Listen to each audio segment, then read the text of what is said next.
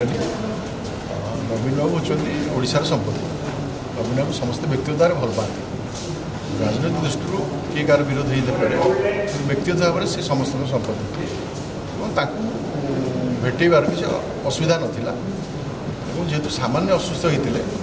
तेणु राज्य सरकार को प्रतिनिधि भेटी था आशु आरोग्य कामना करते दूर थी देखी था ये कथा तेणु किए कहीं अटकेला कौ उद्देश्य अटकेला कहीं ओडावासी अंधार रखा योजना कराई समय कह लोक प्रश्न पचारे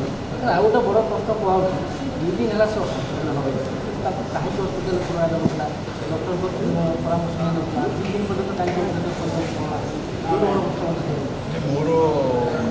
पाखे से खबर नहीं से 2 दिन तक असुस्थ थे जदि असुस्थ थे तुरंत नबार